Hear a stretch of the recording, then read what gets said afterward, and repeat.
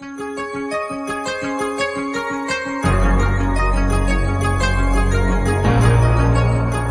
have become used to thinking of the United Nations as a benevolent, peace-loving, completely neutral organisation, popping up wherever there is trouble and strife to put things right.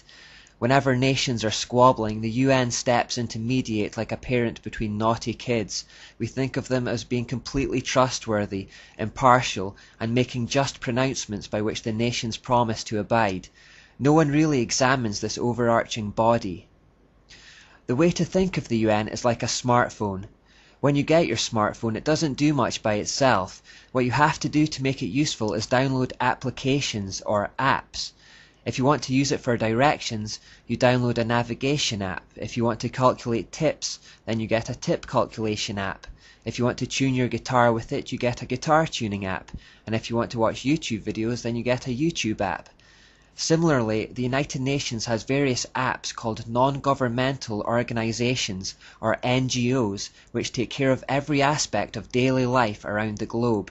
They have an app or NGO for everything, from health to the economy, education, climate, food production, etc., etc. In that respect, they have their hooks in every single area of life around the world. Their Food and Agriculture Organization has a World Food Plan.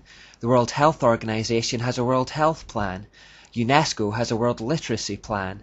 The International Labour Organization has a World Employment Plan, and the UN Industrial Development Organization has a World Industry Plan. UN demographers provide population forecasts for the next 100 years, and the World Meteorological Organization provides climate forecasts for the next several hundred years. They have an app for everything, a plan for every part of our lives. Now, if the UN was indeed just a neutral, benevolent, peace-loving organisation, we may not have much to be concerned about. But it isn't. It has a specific agenda that drives everything it does, and that agenda, as usual, is driven by spiritual beliefs. Everything they do, everything they promote, flows out of that spirituality. If we look at the UN, do we therefore see the giveaway symbols, ideas, and terminology that has characterized the mysteries throughout history? Do we see evidence of the hidden hand that has guided those mysteries from the beginning of time? Well, if we take a look at the UN logo here, I think we will. You will notice that this is a circle within a crescent, which is the ancient symbol of the joining of sun and crescent moon. Here is an ancient Hittite stone in which we can see virtually the same symbol, with the laurel wreath and the crescent moon beneath it.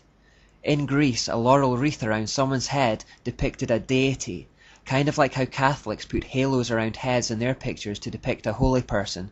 So in the Olympic Games, for example, which was born in Greece, when you see athletes having laurel wreaths placed on their heads on the podium, this signifies that they have become immortal in their victory, as gods.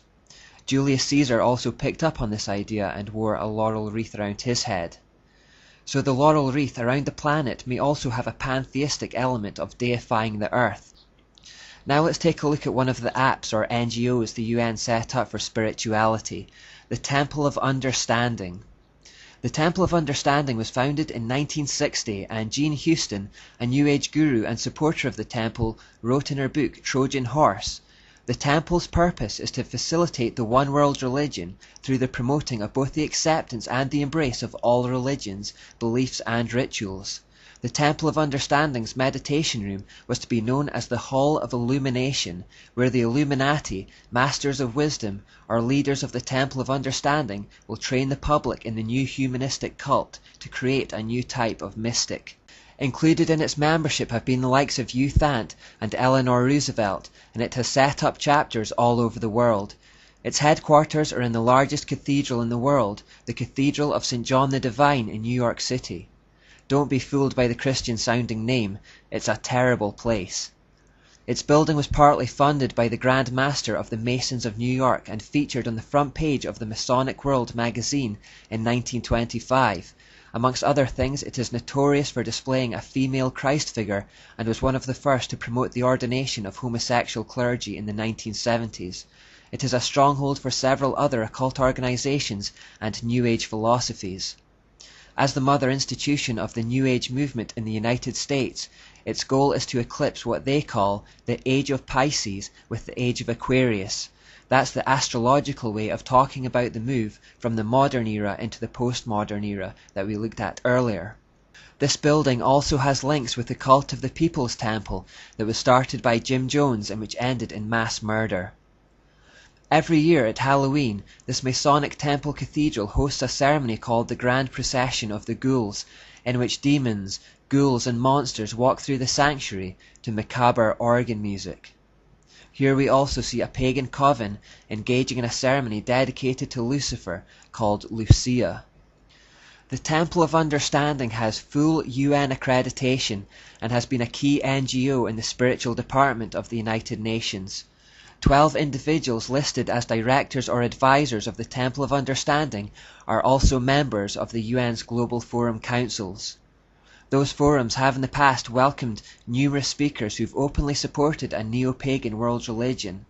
James Lovelock, for example, said that Gaia was the giver of life and had the capacity to heal herself, but that humans were cancers or parasites to this goddess Gaia, an illness too overwhelming for her to heal herself. Al Gore has also been a guest several times at the Cathedral of St. John the Divine, where he hinted at a pantheistic worldview, saying that God is not separate from the earth. Another member of the board of directors of the Temple of Understanding is Thomas Berry.